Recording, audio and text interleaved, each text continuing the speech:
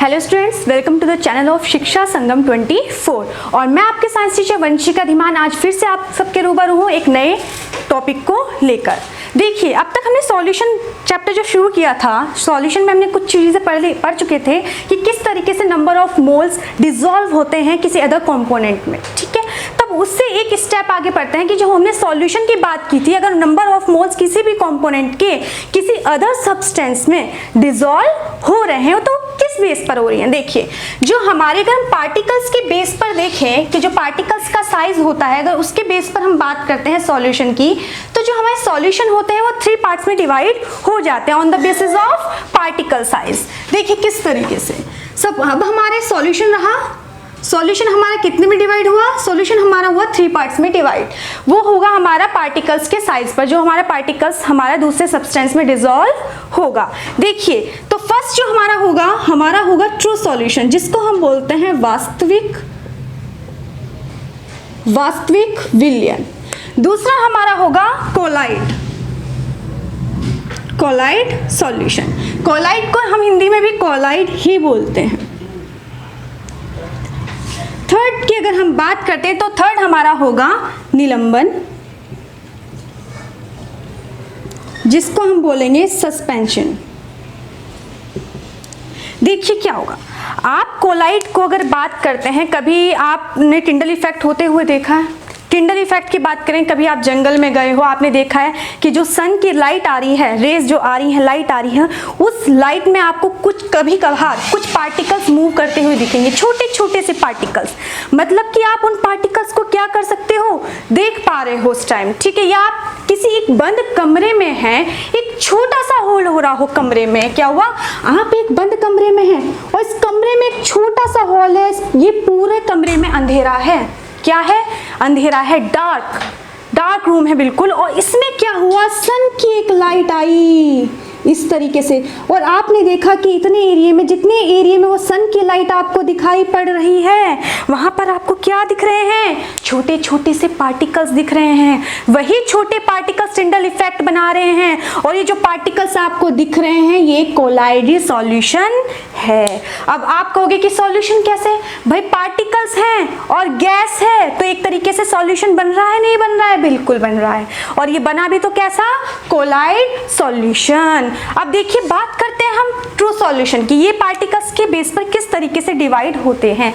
अगर हमारे पास सॉल्यूशन है और उसमें जो पार्टिकल्स प्रेजेंट है, उनके पार्टिकल्स का जो साइज है वो 1 से लेकर 1000 नैनोमीटर तक है। कितना है, 1 से लेकर 1000 नैनोमीटर तक है। तो इस टाइप के जो पार्टिकल्स होंगे, इन टाइप के पार्टिकल्स के सॉल्यूशन को हम कहेंगे कोलाइड सॉल्यूशन। अगर हम बात करते हैं वास्तविक विलयन की, किसकी, वास्तविक विलयन की, तो देखिए जिन पार्टिकल्स का साइज 1 नैनोमीटर, जिन पार्टिकल्स का साइज 1 नैनोमीटर से कम होगा, ये x ले लिया हमने, जो पार्टिकल्स हमारे किस में है, हमारे सॉल्यूशन में प्रेजेंट है, उन पार्टिकल्स का साइज किससे कम होना चाहिए, 1 नैनोमीटर से कम होना चाहिए। अगर बात करते हैं हम निलंबन विलयन की, तो इस विलयन में जो हमारा पार्टिकल्स का साइज होना चाहिए वो हमारा 1000 नैनोमीटर से बड़ा होना चाहिए। ठीक है, इतनी सी बात समझ आई। तो यहाँ पर जो हमारा x है वो पार्टिकल ऑफ साइज है और वो किससे बड़ा होना चाहिए, 1000 नैनोमीटर से बड़ा होना चाहिए। अगर हम बात करते हैं नैनोमीटर में ऑप्शन ना देकर, वो ऑप्शन देना पसंद करता है सेंटीमीटर में, तो 1 नैनोमीटर किसके इक्वल होता है, 1 नैनोमीटर हमारा होता है 10⁻⁷ सेंटीमीटर के। किसके, 1 नैनोमीटर हमारा इक्वल होता है 10⁻⁷ सेंटीमीटर के। अगर हम इसकी बात करते हैं तो वास्तविक विलयन की अगर हम बात करें, तो वास्तविक विलयन के जो पार्टिकल्स होंगे उनका साइज कितना होना चाहिए, 10⁻⁷ सेंटीमीटर से कम होना चाहिए। ठीक है। अब बात करते हैं इसमें, तो हम 1 नैनोमीटर की इसमें मल्टीप्लाई करेंगे तो इसका जो साइज होना चाहिए 10 की पावर -7 सेंटीमीटर से लेकर कितना होना चाहिए, देखो +3 और -3 मल्टीप्लाई करोगे तो ऐड होंगी पावर, तो 10 की पावर कितनी जाएंगी, 10 की पावर हमारी जाएंगी 10 की पावर -4 सेंटीमीटर तक। अगर हम बात करते हैं कोलाइड विलयन की, तो कोलाइड विलयन का जो साइज होता है पार्टिकल्स का किसी भी सॉल्यूशन में, तो वह हमारा होता है 10 की पावर -7 सेंटीमीटर से लेकर 10 की पावर -4 सेंटीमीटर। बहुत छोटा है, बिल्कुल मटर के दाने की तरह, जैसे दिमाग होता है मटर के दाने की तरह की साइज का होता है दिमाग, नहीं ना।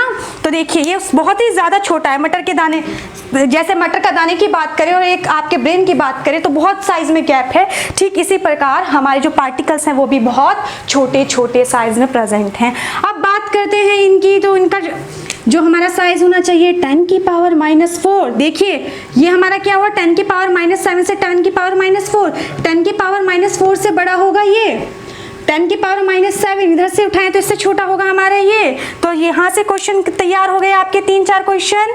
क्या वास्तविक विलयन में जो हमारे पार्टिकल्स होंगे उनका साइज कितना होना चाहिए, 10 की पावर -7 सेंटीमीटर से कम।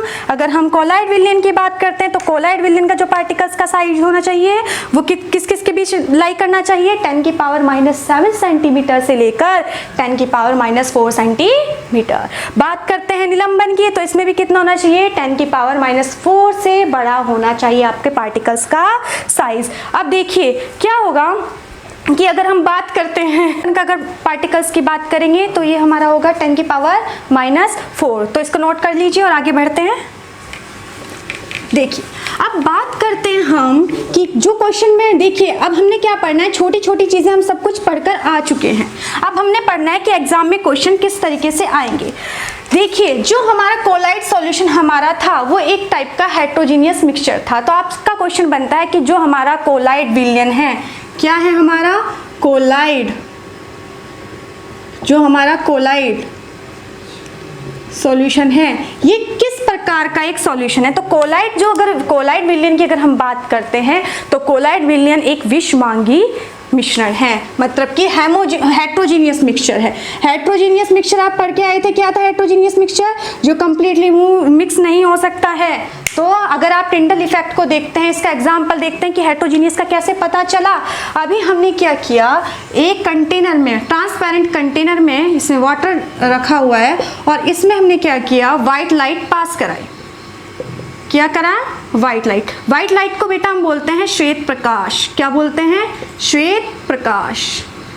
अगर हम यहाँ से क्या करें, श्वेत प्रकाश इसमें से प्रवाहित करते हैं तो हम ये आगे चलकर क्या करता है, परिकिरण के अकॉर्डिंग कुछ एरिया कवर करता है, ये वाला एरिया। ये जो एरिया है, इस एरिया में अगर इस एरिया की बात करते हैं तो यही हमारा होता है क्या, टिंडल इफेक्ट। टिंडल इफेक्ट जिसका आप बोलते हैं टिंडल प्रभाव, ठीक है। तो टिंडल प्रभाव की अगर हम इसमें भी आपके बात करेंगे कि इसमें कणों का साइज क्या होगा, तो इसमें कणों का साइज वही होगा जो कोलाइड विलयन का होता है, क्योंकि कोलाइड विलयन का ही ये हमारा क्या है, एक एग्जाम्पल है। तो टिंडल इफेक्ट की अगर हम बात करें तो इसमें क्या होगा, जो हमारे अंदर कण होंगे, कण एक क्या करेंगे, जिगजैग हमारी गति करेंगे। क्या करेंगे, टेढ़ी मेढ़ी गति करना स्टार्ट कर देंगे। जो हमारे अंदर इसके सॉल्यूशन के अंदर क्या है, कण, इनके अंदर एक गति इसमें स्टार्ट हो जाएगी करना, जो कि कुछ इस तरीके से होगी, जिगजैग मोशन। इसको आप बोलते हैं जिगजैग मोशन। और जो ये हमारा मोशन इसमें डेवलप हो रहा है इसको हम बोलेंगे ब्राउनियन गति। याद रखना, ब्राउनियन गति क्या होती है, ब्राउनियन गति होती है हमारी जिगजैग मोशन के कारण जो हमारी गति डेवलप होती है उसको हम बोलते हैं ब्राउनियन गति। तो ये हो गई हमारी छोटी छोटी सी बातें। अब अगले क्वेश्चन पे हम बढ़ते हैं। क्वेश्चन नोट करिएगा कि जो हमारा स्मोक है वो किस अवस्था में पाया जाता है। स्मोक मतलब कि धुआं किस अवस्था में हमारा पाया जाता है। या बात करें क्लाउड की, बादलों की बात करें, उसमें कौन कौन से सब्सटेंस, हमारे कौन कौन से सब्सटेंस होंगे। चलिए अगर हम स्मोक की बात करते हैं, किसकी बात करते हैं, स्मोक की, तो स्मोक किस फॉर्म में होता है भाई, स्मोक किस फॉर्म में होता है, गैसियस स्टेट में होता है, नहीं होता है, बिल्कुल। और किस स्टेट से जाता है ये, इसमें दो सब्सटेंस मिक्स रहती है, एक तो सॉलिड स्टेट, एक हमारी होती है गैसियस स्टेट। कोई भी चीज़ जल रही है तो वो किस में होगी, सॉलिड स्टेट। तो हमारा जो धुआं बनेगा वो सॉलिड स्टेट और गैसियस स्टेट को मिलाकर बनता है। अब आपने कहा कि हमने तो उसको गैसियस स्टेट में देखा है, आपने किस में देखा उसको, गैसियस स्टेट में। बिल्कुल आपने देखा है, क्योंकि दो या दो से ज्यादा कंपोनेंट मिलकर क्या बनाते हैं, सॉल्यूशन बनाते हैं। और जो सॉल्यूशन के सब्सटेंस में, इसमें गैस में, और यहाँ पर भी आपकी गैस है। अब देखिए इसमें दो फेज होते हैं, दो फेज पाए जाते हैं। हमने दो फेज कौन कौन से पढ़े थे इसमें, सॉल्यूट, कौन कौन से, सॉल्यूट तथा सॉल्वेंट। कौन कौन से पढ़े थे भाई, सॉल्यूट तथा सॉल्वेंट। देखिए सॉल्यूट और सॉल्वेंट बिल्कुल सही है। सॉल्यूशन में अगर हम बात करें, दो उसमें दो ही सब्सटेंस हमारी होती हैं, सॉल्यूट और दूसरी हमारी सॉल्वेंट। सॉल्यूट और सॉल्वेंट, विलेय तथा विलायक। अब देखिए जो सब्सटेंस अपनी जो फिजिकल स्टेट नहीं खोता था उसको हम बोलते थे सॉल्यूट, जो अपनी फिजिकल स्टेट खो देता था उसको हम बोलते थे, सॉरी, जो अपनी फिजिकल स्टेट नहीं खोता था, दोबारा से सुनिए, जो अपनी फिजिकल स्टेट नहीं खोता था उसको हम कहते थे सॉल्वेंट, जो अपनी फिजिकल स्टेट लूज कर देता था उसको हम बोलते थे सॉल्यूट। अगर इसमें दो फेज हो गई, सॉल्यूट और सॉल्वेंट, तो जो हमारा अपनी फिजिकल स्टेट खोल देगा तो इसका हम बोलेंगे डिस्पर्सन फेज। क्या बोलेंगे, डिस्पर्सन फेज। अगर हम सॉल्वेंट की बात कर रहे हैं जो अपनी फिजिकल स्टेट नहीं खो रहा था तो इसको हम कहेंगे क्या, डिस्पर्सन मीडियम। अब याद रखना डिस्पर्सन मीडियम ऑलवेज वही होगी जो सॉल्यूशन का फेज होगा। अगर सॉल्यूशन लिक्विड है तो हमारी डिस्पर्सन मीडियम भी हमारा लिक्विड होगा, सॉल्यूशन भी हमारा लिक्विड होगा। अगर सॉलिड है तो ये दोनों चीजें भी हमारी क्या होंगी, सॉलिड होंगी। अगर वह गैस है तो वह भी हमारा गैस होगा। अब बात करते हैं क्लाउड की। तो क्लाउड में कौन कौन सी, यहां से याद रखिएगा, ये क्या करेगा, ये सॉल्वेंट वाला पार्टिकल्स है और सॉल्यूशन वाली ही फिजिकल प्रॉपर्टी दिखाएगा।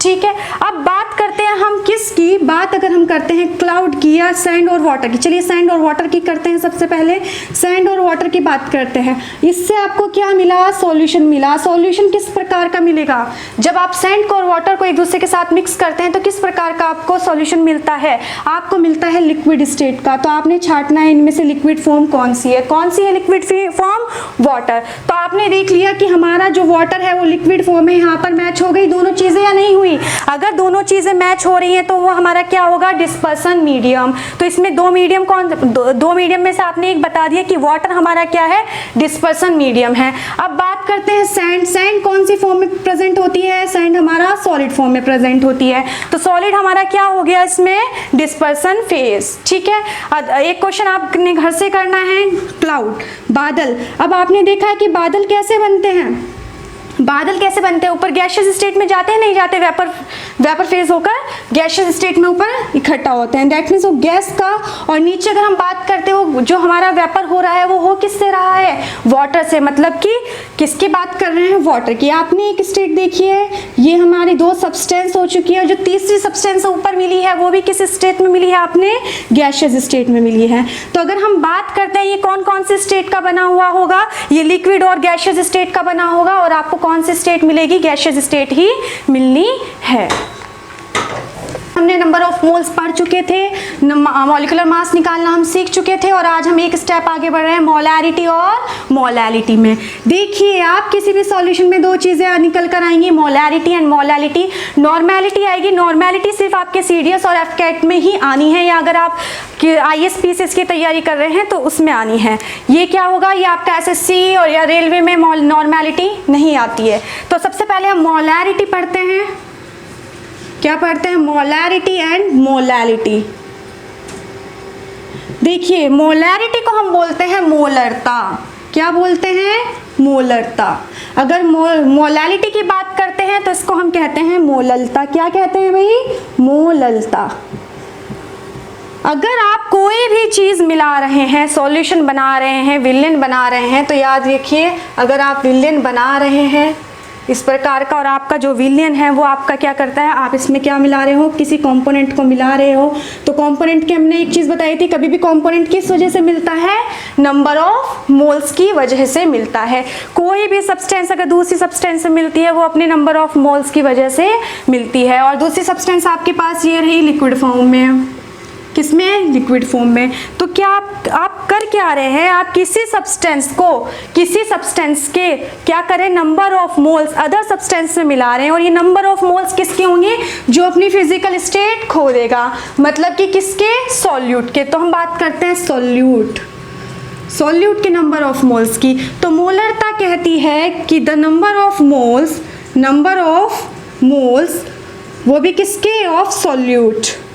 अगर हम क्या करें, हम सॉल्यूशन में मिलाएं, देखिए नंबर ऑफ मोल्स सॉल्यूट के किस में मिले हैं, आपके सॉल्वेंट में मिले हैं, तो सॉल्यूट और सॉल्वेंट मिलकर क्या बना होगा, सॉल्यूशन बना होगा। और हमने क्या बात कही है, जो हमारा सॉल्वेंट है वो किस फॉर्म में है, लिक्विड फॉर्म में।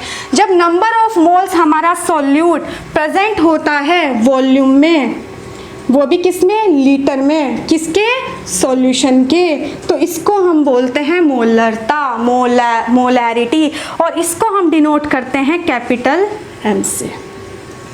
याद रखिएगा, अगर नंबर ऑफ मोल्स की हम बात करते हैं, नंबर ऑफ मोल्स किसी भी सॉल्यूट के नंबर ऑफ मोल्स अगर हम किसी दूसरे कंपोनेंट के साथ मिलाएं तो सॉल्यूशन बनेगा। सॉल्यूशन भी कैसा बनेगा, लिक्विड फॉर्म में बनेगा। तो 1 लीटर वॉल्यूम में वो भी किसके, सॉल्यूशन में, जितने number of moles of solute के प्रेजेंट होते हैं उसको हम बोलते हैं मोलरता। क्या बोलते हैं, मोलरता। अब यहाँ नंबर ऑफ मोल्स हमने निकालना सीख चुके हैं। अब बात करते हैं इसकी SI यूनिट की। SI यूनिट इसकी क्या होती है भाई, देखो ऊपर क्या लिखा हुआ है, नंबर ऑफ मोल्स, ऊपर क्या लिखा हुआ है, नंबर ऑफ मोल्स, तो इसकी SI यूनिट बनेगी मोल पर। नीचे क्या लिखा हुआ है, वॉल्यूम किसमें होता है, लीटर में, तो इसकी SI यूनिट हमारी होगी मोल पर लीटर। क्या होगी इसकी SI यूनिट, मोल पर लीटर। बहुत बढ़िया, ये कहानी हमारी यहीं पर खत्म। आगे चलते हैं, क्या, मोललता, मोलैलिटी। क्या है, मोलैलिटी। कंफ्यूजन नहीं होना है, इन दोनों का भी बताएंगे किस तरीके से इजीली याद हो जाएंगे, बड़ी आसान है। मोलैलिटी, अब देखिए मोलैलिटी कहती है कि जब हम किसी सब्सटेंस में क्या कर रहे हैं, नंबर ऑफ मोल्स मिला रहे हैं। नंबर ऑफ मोल्स हमेशा किसके रहेंगे, नंबर ऑफ मोल्स हमेशा सॉल्यूट के ही रहेंगे। छोटी क्वांटिटी ऑलवेज ऊपर रहेगी, याद रखिएगा, छोटी क्वांटिटी हमेशा ऊपर रहेगी। तो नंबर ऑफ मोल्स अगर हम सॉल्यूट के डिसॉल्व करते हैं किसी अदर कंपोनेंट में, लेकिन ये किसमें होना चाहिए, ये केजी में होना चाहिए, मतलब कि सॉलिड फॉर्म की बात कर रहे हैं, लिक्विड फॉर्म की बात नहीं कर रहे हैं। मोलैरिटी हमारी अगर आती है, ये लिक्विड फॉर्म के लिए आती है जहां पर हम आयतन का प्रयोग करते हैं। मोलैलिटी अगर हमारी आती है, ये सॉलिड फॉर्म में आती है जिसमें हम केजी का यूज करते हैं। याद रखिएगा, अगर लीटर में क्वांटिटी दे रखी है और क्वेश्चन दे दिया मोलैलिटी, तो आपने उसको केजी में चेंज करना होगा, बिना केजी में चेंज करे आप इसे नहीं करेंगे।